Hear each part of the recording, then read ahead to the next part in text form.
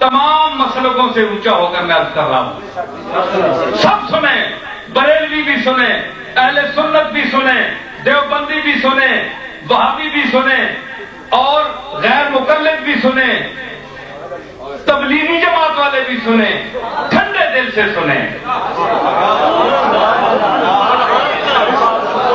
نبی آپ کا، میرا نبی نفع دے سکتا ہے یا نہیں، اس کا جواب میں پیش کر رہا ہوں۔ آپ بتائیں کہ اللہ پر اگر آپ ایمان رکھیں، رسول اللہ پر ایمان نہ لائیں، آپ کی رسالت کو نہ مانیں، تو آپ جنت میں جائیں گے یا جہنم میں؟ بولیں، آپ خود بولیں۔ اللہ کی توحید بیان کریں، ڈٹ کر بیان کریں، 24 گھنٹے بیان کریں، لیکن کملی والے کو نہ مانیں، ایمان نہ لائیں۔ چلو محبت کی بات تو وہ تو خاص لوگوں کی بات ہے نا، وہ تو سچے غلاموں کی باتیں ہیں، صرف ایمان نہ لائیں، توحید کا رٹا لگائے گردان کرتے رہیں، وہ شخص جہنم میں جائے گا یا جنت میں؟ بولیں، جہنم میں سب کہیں گے۔ جو اگر یہ کہے کہ نہیں وہ جنت میں جائے گا، وہ میرے پتے پر مجھے خط لکھے، اپنا ایڈریس بھی لکھے۔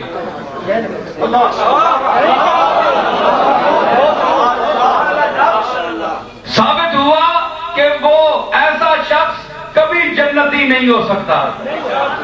تو نبی نے نقصان پہنچایا کہ نہیں؟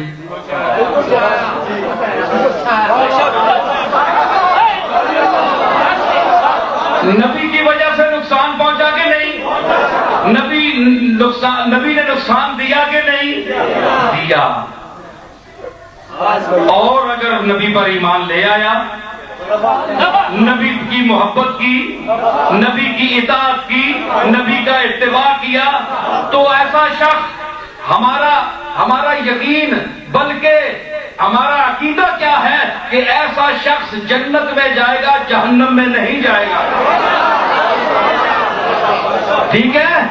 ایسا شخص کہاں جائے گا؟ جنت میں جائے گا۔ تو مطلب یہ ہوا کہ اس نبی کے اتباع نے نفع دیا کہ نہیں دیا کہ نہیں؟ پھر کون بے وقوف کہتا ہے کہ نبی نہ نفع دے سکتا ہے نہ نقصان دے سکتا ہے؟ دماغ خراب ہے؟ ہوش کرو، کس پر بول رہے ہو، کیا کہہ رہے ہو؟